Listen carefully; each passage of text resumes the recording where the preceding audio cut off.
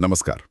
आज हम ऑस्कर ट्रिम्बोली की एक किताब है सुनने की कला, मतलब हाउ टू लिसन, उसके कुछ आइडियाज पर बात कर रहे हैं। जी। हमारे पास इस किताब का एक डिटेल सारांश है और ये बेहतर कम्युनिकेशन के बारे में है। हाँ, और इसमें कुछ कुछ चौंकाने वाली बातें भी हैं। हाँ, जैसे सबसे बड़ी बात शायद यही है कि हम में से ज्यादातर लोग समझने के लिए नहीं सुनते।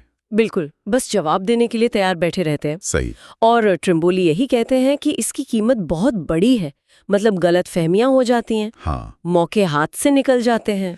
रिश्ते बिगड़ते हैं। बिल्कुल। ये सब कहीं ना कहीं ठीक से ना सुनने से जुड़ा है। हाँ, सोचिए जरा, ऑफिस में कोई इंस्ट्रक्शन गलत समझ लिया या घर पर किसी की बात अनसुनी कर दी। कितना कितना नुकसान हो सोचिए। सकता है। बिल्कुल। तो फिर सवाल यह है कि बेहतर सुने कैसे। ट्रिम्बोली कहते हैं कि सिर्फ शब्द पकड़ना काफी नहीं है। नहीं। वो सुनने के 5 लेवल बताते हैं। पहला तो है कंटेंट, यानी शब्द, लेकिन उससे आगे।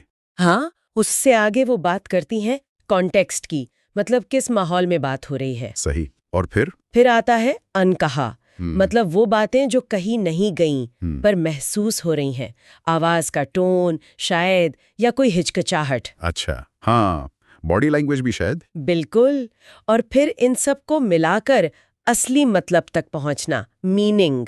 ये तो काफी गहरा है, मतलब सिर्फ सुनना नहीं, एक तरह से डिटेक्टिव का काम है। हाँ, कह सकते हैं, लेकिन इसमें रुकावटें भी बहुत हैं।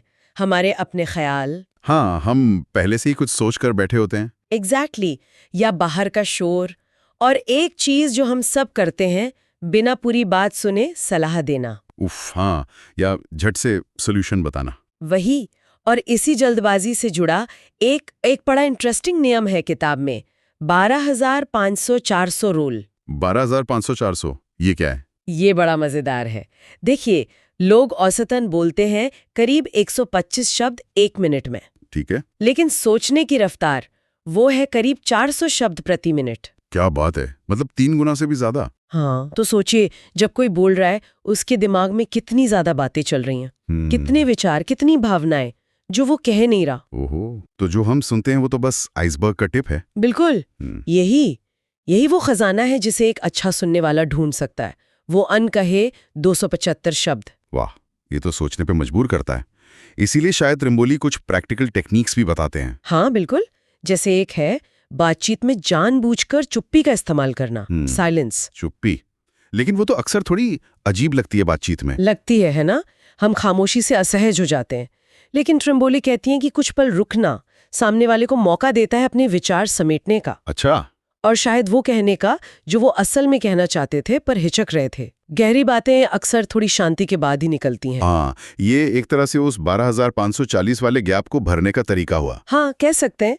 और दूसरा तरीका, खुले सवाल पूछना। हाँ, मतलब सिर्फ हाँ या ना वाले ने दिलचस्पी ले रहे हैं। बिल्कुल। ये सब दिखाता है कि सुनना कोई पैसिव काम नहीं है, आलस वाला काम नहीं है। नहीं, बिल्कुल नहीं, ये तो बहुत एक्टिव है, ध्यान लगाना पड़ता है। हाँ, एक सचेत कोशिश है। और अगर हम इसको बड़े पैमाने पर देखें तो बेहतर सुनने का असर बहुत बड़ा है। जैसे? सिर्फ गलतफहमियां कम नहीं होती, आपके फैसले बेहतर होते हैं, प्रॉब्लम सॉल्विंग अच्छी होती है। रिश्तों पर भी असर पड़ता होगा। बहुत ज्यादा। चाहे ऑफिस हो या घर, रिश्ते गहरे होते हैं, मजबूत बनते हैं, सहानुभूति बढ़ती है, आप दूसरे को बेहतर समझने लगते हैं। तो मतलब सुनना एक तरह की स्किल है, कला है, जिसे प्रैक्टिस करना पड़ता है। बिल्कुल। ट्रिम्बोली कहती हैं कि ये एक मांसपेशी की तरह है जिसे अभ्यास से बनाया जाता है। तो अगर हम सारी बात को समेटें तो सुनना सिर्फ कानों से शब्द लेना नहीं है। नहीं। ये एक एक्टिव स्किल है जिसके लिए प्रैक्टिस चाहिए, जागरूकता चाहिए। ये समझना है कि क्या कहा गया, क्या नहीं कहा गया और कैसे कहा गया। सही कहा। और यह हमें एक सोचने वाले सवाल पर लाकर छोड़ता है। क्या? ये जानते हुए कि हर बातचीत में कहे गए शब्दों से कहीं ज्यादा अनकहा है, वो 400 शब्दों प्रति मिनट वाली सोच। तो हमारे रोज के जो संवाद हैं, उनमें वो कौन सी अनदेखी, अनसुनी परतें हैं जो हमारी समझ को, हमारे रिश्तों को चुपचाप असर डाल रही हैं। शायद इस पर सोचना फायदेमंद हो।